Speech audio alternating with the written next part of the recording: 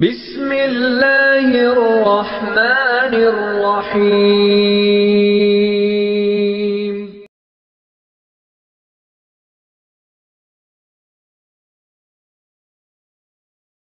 بعد فاعوذ باللہ من الشیطان الرجیم بسم اللہ الرحمن الرحیم وَإِن كُنتُمْ فِي رَيْبٍ مِّمَّا نَزَّلْنَا عَلَىٰ عَبْدِنَا فَأْتُوا بِسُورَةٍ مِّن مِّثْلِهِ وَادْعُوا شُهَدَاءَكُم مِّن دُونِ اللَّهِ إِن كُنتُمْ صَادِقِينَ صدق اللہ العظیم۔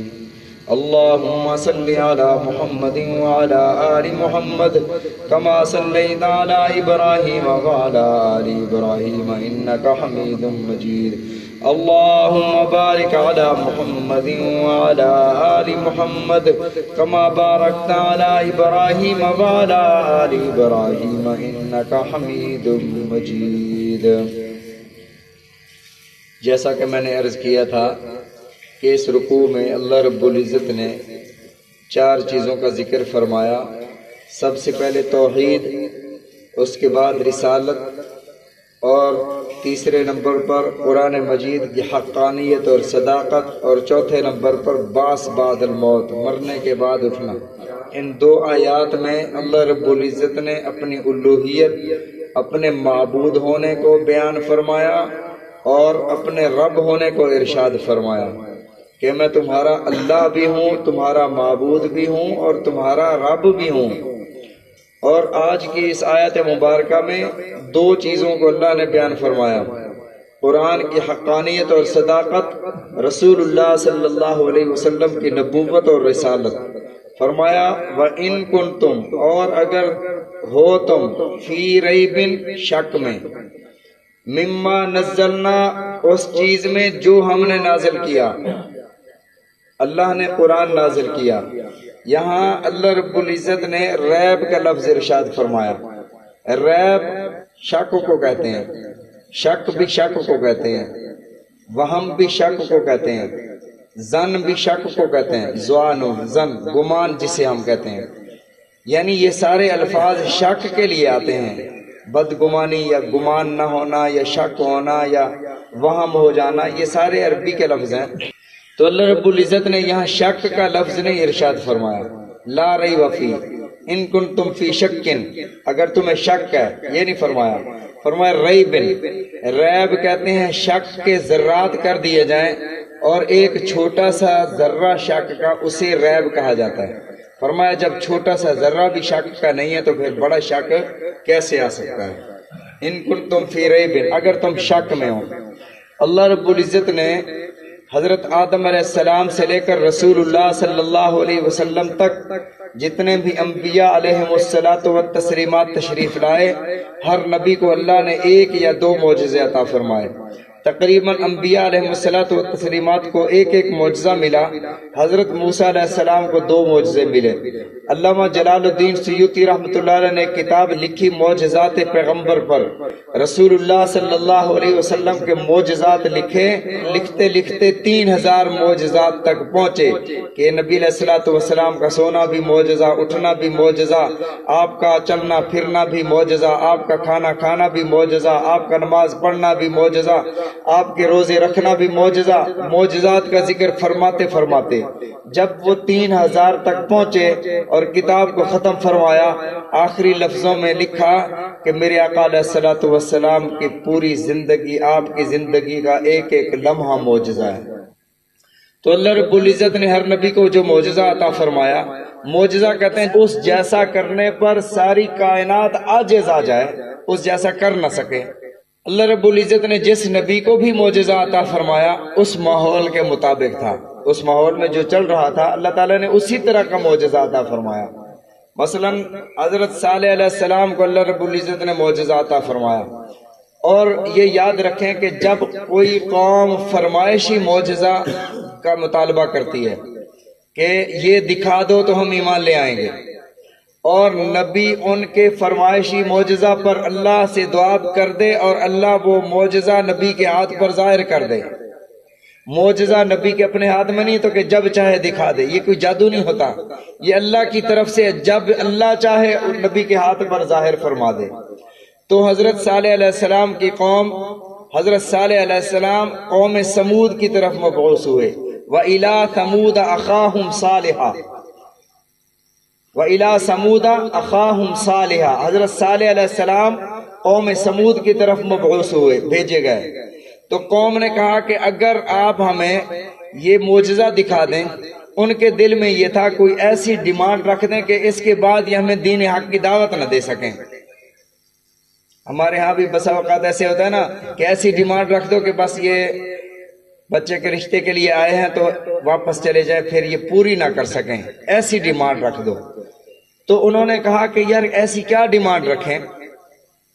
مجھے یاد آیا میں ایک مدرسے میں پڑھاتا تھا، تو ایک بندہ ایک مولانا صاحب کے پیچھے پڑ گیا کہ بھئی مجھے سرما پڑھ کے دو، اور میں سرما اس کے سامنے بھی جاؤں تو وہ بس میرے پیچھے پیچھے آئے، یعنی وہ میرے تابع ہو جائے، ایسا کہ کوئی سرما پڑھ دیں۔ اب وہ ان کے پاس بریانی پکا کے کبھی لا رہا ہے، کبھی خدمت کر رہا ہے، بس صبح و شام ان کے پاس بیٹھا ہوا ہے، پاؤں دبا رہا ہے۔ اب وہ بیچارے گھبرا گئے، انہوں نے کہا یار، مجھے کہا کہ مولانا یہ تو پیچھے پڑ گیا، آپ میری جان چھڑوائیں، یہ سرما تو ایسا کوئی ہوتا نہیں ہے کہ میں سرما انہیں پڑھ دوں۔ تو میں نے انہیں کہا کہ آپ اسے کہیں کہ سرما لے آؤ، میں سرما پڑھ دوں گا، لیکن ایک شرط یہ ہے کہ آپ بھی میرے ساتھ کچھ تعاون فرمائیں گے پڑھنے میں، اس عمل کرنے میں۔ انہوں نے کہا ٹھیک ہے۔ جب اسے کہا کہ سرما لے آؤ تو وہ تھوڑا سا سرما نہیں لے آیا، وہ جو پہلے دور میں بابوں کے پاس نسوار کی ڈبی ہوا کرتی تھی، وہ بڑی سی ڈبی سرمے کے بھر کے لے آیا کہ یہ ختم ہی نہ ہو، ایسا سرما کہ میں جس کی طرف دیکھوں وہ آپ کے پیچھے پیچھے آئے۔ تو دے دیا۔ تو اب مولانا نے کہا کہ مولانا اب کیا کرنا ہے؟ میں نے کہا اب یہ کرنا ہے، اسے کہو کہ مغرب سے عشاء تک اسے کہو کہ 1-2 دفعہ کہہ دو سورۃ البقرہ کی یہ تلاوت کرے، اور اسے کہنا کہ آپ سورۃ البقرہ کی تلاوت کریں اور میں سرما پڑھوں گا۔ یہ بندہ سورۃ البقرہ پڑھ نہیں سکے گا، تو آپ کہنا بھی آپ پڑھ نہیں سکے ہو، لہٰذا آپ کا عمل پورا نہیں ہوا، لہٰذا اپنا سرما لے جاؤ۔ اس نے کہا یہ ٹھیک ہے۔ وہ آیا تو اسے، اب مولانا صاحب اتنے ڈرے ہوئے تھے کہ 1-2 دفعہ نہیں کہا، انہوں نے کہا جی مغرب سے عشاء تک آپ 100 دفعہ سورۃ البقرہ پڑھیں۔ اب 100 دفعہ تو حافظ بھی نہیں پڑھ سکتا سورۃ البقرہ، وہ ڈرے ہوئے تھے۔ جب وہ اچھا اس نے کہا ٹھیک ہے جی ٹھیک ہے، میں 100 دفعہ۔ اب اس کے ذہن میں نہیں تھا کہ سورۃ البقرہ پوری سورت پڑھنی ہے یا بقرہ بقرہ بقرہ ایسے کا 100 دفعہ پڑھنا ہے۔ جب وہ گھر گیا تو گھر جا کر اپنی بچی سے کہا کہ بھی 100 دفعہ نہ سورۃ البقرہ پڑھنی ہے۔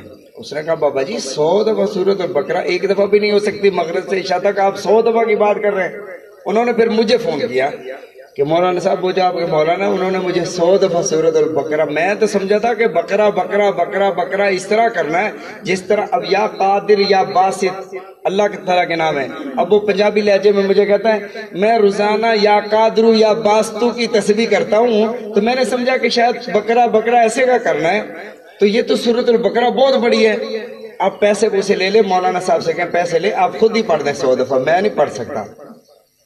تو میں نے کہا بھی مولانا صاحب ہیں، اس ایک شہر کا نام لیا، میں نے کہا مولانا صاحب ہے وہاں کے، اور ان کا عمل یہ ایسے چلے گا جب تک آپ سورۃ البقرہ نہیں پڑھتے، لہٰذا ایسا نہیں ہو سکتا۔ پھر کئی چند مہینوں کے بعد ہے کہ وہ سرمے کی ڈبی تو دے دیں، عمل تو ہمارا وہاں درمیان میں ہی رہ گیا۔ تو ایسے کی ڈیمانڈ کر دینا کہ اگلا پورا ہی نہ کر سکے۔ تو قوم صالح نے کہا، قوم سمود نے حضرت صالح علیہ السلام سے کہا کہ آپ نا ایسا کریں، یہ جو پہاڑ ہے اس پہاڑ سے زندہ اونٹنی نکالیں، وہ اس پتھر سے نکلے، باہر آ کر بچہ جنم دے، پھر ہم آپ پر ایمان لائیں گے۔ انہوں نے کہا کہ پتھر سے بھلا اونٹنی کون نکالتا ہے، پتھر سے بھلا جاندار کیسے نکلے؟ حضرت صالح علیہ السلام نے اللہ کی بارگاہ میں دعا کی، میرے مولا میں چاہتا ہوں کہ تیرے بندے جہنم میں نہ جائیں، آگ سے بچ جائیں، یہ مطالبہ کر رہے ہیں، آپ مہربانی فرمائیں، تیرے لیے تو کوئی مشکل نہیں ہے، پتھر سے پہاڑ سے اونٹنی نکال دے، یہ مسلمان ہو جائیں گے۔ اللہ نے فرمایا میری شرط یہ ہے کہ اگر انہوں نے نہ مانا تو عذاب آ جائے گا۔ انہوں نے کہا ٹھیک ہے کوئی بات نہیں، عذاب آ جائے۔ وہ اتنے پکے ہو گئے تھے کہ پتھر سے بلا اونٹنی کیسے نکلے۔ حضرت صالح علیہ السلام نے دعا کی، پہاڑ پھٹا، وہاں سے اونٹنی نکلی، باہر آ کر بچہ دے دیا۔ اب وہ قوم پھر بھی ایمان نہ لائی۔ اللہ نے فرمایا چلو اب یہ میں معاف کر رہا ہوں، لیکن اب اس اونٹنی کو کوئی کچھ نہ کہے۔ اونٹنی کو اگر کسی نے قتل کیا یا کچھ کیا یا نقصان پہنچایا پھر عذاب آ جائے گا۔ اب ہاتھی کا بچہ پیدا ہو تو وہ ہاتھی کا بچہ ہاتھی جتنا بڑا ہوگا نا، وہ کوئی مرغی کے بچے کی طرح تو نہیں ہوگا۔ اسی طرح اگر اونٹ کا بچہ پیدا ہو تو وہ بکری کے بچے کی طرح تو نہیں ہوگا۔ اب وہ پہاڑ سے جو پیدا ہوئی تو وہ پہاڑ جتنی تھی، باقی جانوروں کو کنویں سے پانی نکال کے پلاتے تھے، یہ اونٹنی کی گردن لمبی تھی، کنویں میں اپنی گردن ڈالتی اور سارا کا سارا پانی پی جاتی، جس کھیت میں جاتی سارا کا سارا کھیت خالی کر دیتی۔ اب یہ قوم پریشان ہو گئی کہ اب کیا کریں ہم؟ تو حضرت صالح علیہ السلام نے فرمایا دیکھو بھی اس کو قتل نہیں کرنا، قتل کر دیا تو پھر معاملات خراب ہو جائیں گے۔ تو اللہ تعالیٰ نے باری مقرر فرمائی بھی ایک دن تمہارے جانور اور تم کنویں سے پانی پیو گے، اور ایک دن یہ صرف اونٹنی پانی پیے گی، اور اونٹنی پانی پینے جاتی سارا کنواں صاف ہو جاتا۔ پھر جب یہ قوم پریشان ہوئی تو رات کی تاریکی میں کچھ بدماشوں نے اس اونٹنی کی پہلے ٹانگیں کاٹی، پھر اسے ذبح کر کے قتل کر دیا، اور سورہ شمس میں اس کا ذکر ہے ناقۃ اللہ وسقیاہا کذبوہ فعقروہا، اس کی یہ خونچیں، اس کے یہ گھٹنے ٹانگیں کاٹی اور ذبح کر دیا، اور اس قوم پر 3 دن کے اندر اندر عذاب آ گئے اور سارے کے سارے ہلاک ہو گئے۔ یہ معجزہ حضرت صالح علیہ السلام کا حضرت صالح علیہ السلام کے ساتھ خاص تھا، آپ چلے گئے تو معجزہ بھی چلا گیا، ختم ہو گیا۔ اور اسی طرح حضرت موسیٰ علیہ السلام کو اللہ نے معجزہ عطا فرمایا، باقی انشاءاللہ العزیز پھر ذکر کریں گے۔ اللہ تعالی ہم سب کو سمجھنے کی، عمل کرنے کی توفیق عطا فرمائے۔